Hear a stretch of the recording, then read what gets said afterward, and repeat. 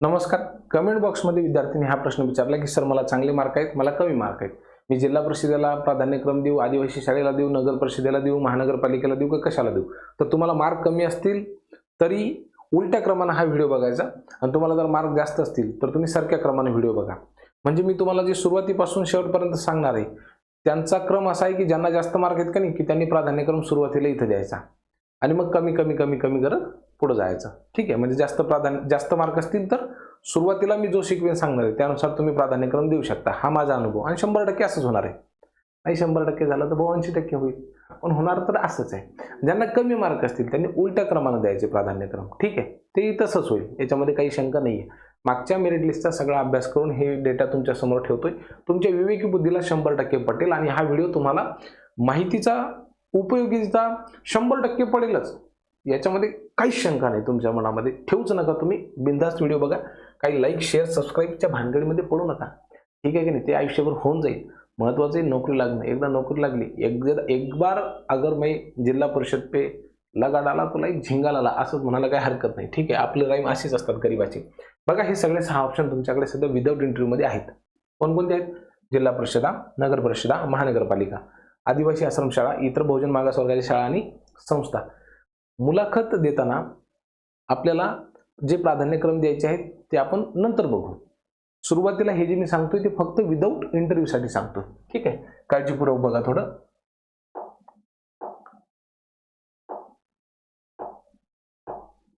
ज्यांना जास्त मार्क आहेत त्यांनी अशी सुरुवात करायची. सुरुवातीला द्यायचं प्राधान्यक्रम जिल्हा परिषदेला. आता यामागची कारणं कशी आहेत ते बघा आपण.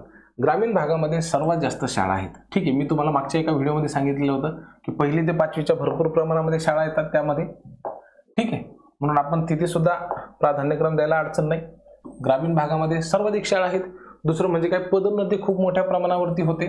तुम्हाला शिक्षणाधिकारी या पदापर्यंत पोहोचता येतं. सुरुवातीला शिक्षक म्हणजे सुरुवातीला तर शिक्षण सेवकच राहतं, मग शिक्षक, मग नंतर मुख्याध्यापक, मग नंतर केंद्र प्रमुख, मग नंतर उपशिक्षणाधिकारी, मग नंतर शिक्षणाधिकारी. अशा पद्धतीच्या पदोन्नतीचे तुम्हाला संधी असतात. पुन्हा काय, सेवा नियम स्पष्ट आहेत आणि स्थिर आहेत. ठीक आहे, जास्त मगरमच्छ किंवा ते आपण म्हणतो ना, किंवा जास्त डोक्याला टेन्शन नसतं, तिथं हेडॅक नसतं. ठरलेली नियमावली आहे, ठरलेले नियम आहेत. 10 ते 5 तुमची शाळा आहे. तुम्हाला रिपोर्टिंग कोणाला करायचं हे ठरलेलं आहे. पगार 1 तारखेला 100% जमा होतो, म्हणजे जमा होतो 1 तारीख नाही तर जास्तीत जास्त 2 तारीख. त्यामुळे तुम्ही जिल्हा परिषदेला प्राधान्यक्रम द्यायचा. आता बदलीच्या जर आपण बघितला तर बदली सुद्धा होतात. म्हणजे एकाच ठिकाणी माणूस काम करून करून कंटाळतं. जिल्हा परिषदेमध्ये बदलीच्या सुद्धा संधी असतात. आता विभागनिहाय शिक्षक भरती आहे, त्यामुळे तुम्हाला प्रत्येक 10 वर्षांनी त्या ठिकाणी शाळा बदलायला मिळेल. हा तुमचा फायदा आहे. मुख्याध्यापक होण्याच्या संधी उपलब्ध आहेत आणि शिक्षकांचं हे खूप मोठं नेटवर्क आहे जिल्हा परिषद शाळांचं, म्हणून तुम्ही इथं प्राधान्यक्रम द्यायला काही हरकत नाही. सर्वात महत्त्वाचं म्हणजे काय की एक स्थिर आणि सुरक्षित ही सेवा आहे. अनुभव मिळवण्याच्या दृष्टिकोनातून तुम्हाला खूप साऱ्या संधी जिल्हा परिषद हे उपलब्ध करून देतं. ग्रामीण भागामध्ये तुम्ही बघितलं असेल, शिक्षकांना प्रचंड आदराचं स्थान आहे आणि शासनाच्या ज्या काही विविध योजना आहेत त्यांचा लाभ सुद्धा तुम्हाला जिल्हा परिषद कर्मचारी म्हणून डेफिनेटली मिळत असतो. आता अडचण फक्त एवढी आहे की तुम्हाला दुर्गम भागामध्ये नियुक्ती होऊ शकते, प्रवासाची तुम्हाला अडचण येऊ शकते. सुविधा हे सगळीकडे जर आपण बघितल्या तर सारख्या नसतात. प्रशांत बम यांच्यासारखे जर काही आमदार असले तर ते म्हणतील की तुम्हाला तुम्ही ग्रामीण भागामध्येच राहा. तर अशा थोड्याशा अडचणी सुद्धा आहेत, म्हणून या सगळ्या गोष्टीकडे बघायचं.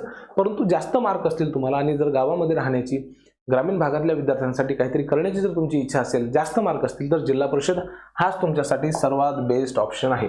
दुसरं जर आपण बघितलं, यानंतरचा ऑप्शन तुम्हाला जर शहरात राहायचं असेल आणि तुलनेने तुम्हाला जर चांगल्या पायाभूत सुविधांची जर आवड असेल, तशा पद्धतीची तुमची इच्छा असेल, तर तुम्ही महानगरपालिकांसाठी दुसरा ऑप्शन द्यायला काही हरकत नाही. इथे सुद्धा आपण जर बघितलं तर स्पर्धा चांगलीच राहते, टफ राहते कॉम्पिटिशन. कट ऑफ सुद्धा कसं जातो, हाय जातो. परंतु मला असं वाटतं की सुरक्षिततेच्या दृष्टिकोनातून, महिलांच्या दृष्टिकोनातून आणि सुविधांचा जर आपण विचार केला तर ते महानगरपालिकेमध्ये आणि जिल्हा परिषदांमध्ये सारखेच राहतात. त्यांना डायरेक्ट सरकार देतं, इथं त्यांना महानगरपालिका देतं. बोनस सुद्धा मिळतं अनेक ठिकाणी. पुण्यामध्ये तुम्ही बघितलं असेल, 1 महिन्याची जास्त पगार मिळते दिवाळीला. तर ते अशा पद्धतीने आहे. तर तुम्ही इथे सुद्धा प्राधान्यक्रम देऊ शकता. त्यांना जास्त मार्क आहेत त्यांना. फायदे कोणकोणते आहेत? एक तर शहरामध्येच आहेत, चांगल्या पायाभूत सुविधा आहेत, दैनंदिन प्रवास सुद्धा सोपा होतो. पुणे, मुंबई, ठाणे सारखं शहर जर असेल तर ट्रॅफिक त्या ठिकाणी जास्त असते, हा सुद्धा धोका आहे. कुटुंबासोबत तुम्हाला राहता येतं, ठीक आहे. मुलाबाळांचं शिक्षण चांगल्या पद्धतीने होऊ शकतं. विद्यार्थ्यांची संख्या सुद्धा बऱ्यापैकी असते. जिल्हा परिषद शाळांची जशी आता संख्या बघतो आपण कमी होऊन राहिली, तसं या ठिकाणी काही नसते. स्पर्धा आहेच, खूप जास्त स्पर्धा आहे, ठीक आहे. पुढे जर आपण बघितलं तर काही ठिकाणी बदलांची सुद्धा ज्या शक्यता आहे ते कमी येतं. समजा पुणे महानगरपालिकेमध्ये तुम्ही लागलात तर लागलात, ठीक आहे. महानगरपालिका काही डेफिनेटली त्या ठिकाणी चेंज होणार नाही. कामाचा ताण थोडासा जास्त असू शकतो. तुम्ही शहरी भागामध्ये असल्या कारणामुळे सर्वांचं त्या ठिकाणी लक्ष राहतं. पालक सुद्धा सुशिक्षित असतात, त्यामुळे त्यांचंही विद्यार्थ्यांच्या गुणवत्ता वाढीकडे साधारणतः लक्ष राहतच. थोडंसं चॅलेंजेस सुद्धा आहेत. शहरी भागामध्ये स्थिर आणि प्रतिष्ठित सेवा तुम्हाला मिळते, म्हणून या ठिकाणी प्राधान्यक्रम द्यायला काही अडचण नाही. शैक्षणिक साधन सामुग्री आणि चांगल्या सुविधा मिळतात. तुम्ही जर महानगरपालिकांच्या शाळा बघितल्या तर त्यांना तो सतत फंड येत राहतो, म्हणून सगळ्या भौतिक सुविधा सुद्धा त्या ठिकाणी असतात, म्हणून या ठिकाणी द्यायला काही हरकत नाही. प्रवासाची सुविधा असते आणि कुटुंब आणि वैयक्तिक जीवनाचा सुद्धा तुम्हाला समतोल राखता येऊ शकतो. शहरामध्ये सगळ्या गोष्टी उपलब्ध असल्यामुळं एखाद्या वेळेस वाटलं पिक्चर पाहायला जायचं, चला गेलं लगेच पिक्चर पाहायला. ग्रामीण भागामध्ये असाल तर तुम्हाला पिक्चर पाहता येणार नाही. हालता असं प्रत्येकाजवळच मोबाईल आहे म्हणा, त्याच्यामुळे तशी काही अडचण नाही. तिसऱ्या क्रमांकाचं जर तुमचं मार्कांचं बघितलं तर मग मला असं वाटतं की नगरपालिका नगर परिषदांच्या ज्या शाळा आहेत त्या चांगल्या आहेत. एक तर तुम्हाला तालुक्याच्या ठिकाणी नोकरी करायला मिळते, किंवा जर कमी लोकसंख्येचं शहर असेल त्या ठिकाणी तुम्हाला नोकरीची संधी मिळते. राहणीमान सुद्धा चांगलं असते, कमी पैशामध्ये घर होते. महानगरपालिका क्षेत्र असेल तर तुम्हाला खूपच जास्त पैसे द्यावे लागतात. आता पुण्यामध्ये जर घर घेतो म्हटलं खूप जास्त पैसे जातात. नगरपालिका क्षेत्रामध्ये 20-30 लाखांनी अतिशय चांगलं घर येते. 40 लाख तुम्ही जर गेले तर त्याच्यापेक्षा चांगलं घर येऊ शकते, बरोबर आहे की नाही. पुढचं जर आपण बघितलं तर तुम्हाला कमी प्रवास करावा लागतो, कुटुंबासोबत राहता येतं, फिरता येतं, है की नाही. म्हणजे यांच्या ज्या जागा असतात ना ते थोड्याशा कमी असतात नगर परिषदांच्या वगैरे, पण तरी सुद्धा बरे राहतील. पदोन्नतीच्या सुद्धा तुम्हाला संधी मिळतात. जसं आपण आधी बघितलं जिल्हा परिषदांना ज्या संधी असतात तशाच पद्धतीने नगर परिषदेमध्ये सुद्धा राहतात. काही ठिकाणी बदलीच्या ज्या संधी आहेत त्या मर्यादित सुद्धा राहू शकतात. म्हणून ह्या सगळ्या गोष्टींचा तुम्ही विचार करून प्राधान्यक्रम द्यायला पाहिजे, ठीक आहे. आता आपण हा व्हिडिओ रेकॉर्ड करत असताना त्या ठिकाणी बाजूला कुत्रं भुंकून राहिलं, चांगली गोष्ट आहे. लोक म्हणतील काय सर तुमच्या व्हिडिओमध्ये कुत्रं भुंकून राहिलं. आता त्याच्या तोंडावरती जाऊन काय आपण हात ठेवू शकत नाही, म्हणून त्याचं काम त्याला करू द्या, आपलं काम आपण करू. पुढचा जो भाग आहे तो मला असं वाटतं की आपण आदिवासी आश्रम शाळांना प्राधान्यक्रम द्यायला हरकत नाही. आता तुमचे मार्क कमी असतील तर तुम्ही डेफिनेटली या ठिकाणी प्राधान्यक्रम द्यायला काहीही हरकत नाही. एकतर म्हणजे काय, तुम्हाला दुर्गम भागामध्ये काम करण्याची संधी मिळू शकते. दुसरं महत्वाचं बाब म्हणजे काय, तर विद्यार्थ्यांसोबत निवासी वातावरण सुद्धा तुम्हाला मिळते. अनेक शाळा ह्या निवासी असतात. आता त्या ठिकाणी कंपल्सरी तुम्हाला राहावंच लागतं अशातला काही प्रकार नाहीये, परंतु एक चांगली संधी तुम्हाला उपलब्ध होऊ शकते. काही भागामध्ये अतिरिक्त भत्ते मिळतात. पगार जर आपण विचार केला तर आदिवासी क्षेत्रामध्ये जर तुम्ही असाल तर तुम्हाला जास्त पगार मिळते. म्हणजे जसा शहरी भागामध्ये जास्त पगार असतो तशाच पद्धतीने इकडे सुद्धा जास्त पगार मिळते. समाजासाठी तुम्ही महत्वपूर्ण आणि समर्पित सेवा सुद्धा देऊ शकता. अलग लक्षामध्ये म्हणजे फक्त पैसा मिळवण्यासाठीच आपण हे सगळं करतो अशातला प्रकार नाहीये. अनेक जण जाणीवेतून करतात, समाज सुधारण्यासाठी करतात, म्हणून ही तुम्हाला संधी मिळू शकते. फक्त एवढंच आहे तुम्हाला की दुर्गम आणि आदिवासी भागामध्ये नियुक्तीची शक्यता राहते. कुटुंबापासून थोडंसं दूर राहावं लागतं. सुविधा हे सर्वत्र समान नसतात.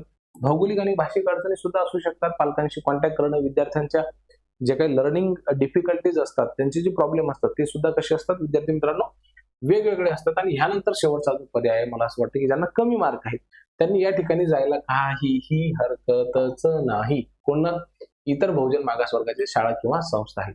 याचं मागचं कारण असं विद्यार्थी मित्रांनो की चांगले असतात, प्रगत संस्था आहेत, त्यांना खूप चांगल्या पद्धतीने डोनेशन किंवा शासन निधी पुरवतो, म्हणून विद्यार्थी त्या ठिकाणी निवासी सुद्धा असू शकतात. तुम्ही या विद्यार्थ्यांसोबत चांगलं बॉन्डिंग करू शकता. खेळीमेळीच्या वातावरणामध्ये तुमची सर्व्हिस कुणीकडे निघून गेली आयुष्यामध्ये इतके वर्ष ते तुमच्या लक्षात सुद्धा राहणार नाही. इतके फास्ट हा वेळ त्या ठिकाणी चालला जाईल. शहरामध्ये सुद्धा आहेत आणि काही चांगल्या ठिकाणी सुद्धा तुम्हाला नियुक्तीची शक्यता त्या ठिकाणी आहे. नवीन तंत्रज्ञान उपक्रमांचा अनुभव मिळू शकतो. संस्थेनुसार ते तुम्हाला चांगलं वेतन सुद्धा मिळतं. एवढंच खरं की यांचा पेमेंट थोडासा मागे पुढे होऊ शकतो, कारण की सामाजिक न्याय विकास व विशेष सहाय्य विभागाच्या माध्यमातून ही भरती होत असते, किंवा त्यांचा जो विभाग आहे थोडासा शालेय शिक्षण विभागापेक्षा वेगळा असतो. म्हणून ह्या सगळ्या गोष्टी आपण लक्षात घ्यायच्या. तर बदलीच्या संधी ज्या आहेत त्या थोड्याशा कमी असतात, पण इथे सुद्धा जायला काही हरकत नाही असं माझं तरी वैयक्तिक मत आहे. प्राधान्यक्रम देण्यासाठी ह्या गोष्टी थोड्याशा आहेत, ह्या लक्षात ठेवा. कमी मार्क असतील तर ह्या एकूण तिकडे जायचं, ठीक आहे की नाही. मी म्हणजे तुम्हाला आधीच सांगितलेलं होतं की जर कमी मार्क असतील तर उलट बघा. म्हणजे तुम्ही खूप कमी मार्क असतील इथे प्राधान्यक्रम द्या, त्याच्यानंतर मग इथे द्या, मग इथे द्या, मग इथे द्या आणि मग इथे द्या.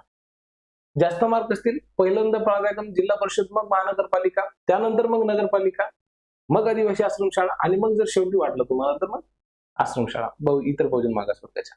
ठीक आहे, अशा पद्धतीने तुम्ही तो सिक्वेन्स लावून ठेवू शकता. मनामध्ये 100% काही अडचणी असतील तर ते कमेंट बॉक्समध्ये लिहायला विसरू नका. काळजी घ्या विद्यार्थी मित्रांनो. खूप खूप धन्यवाद.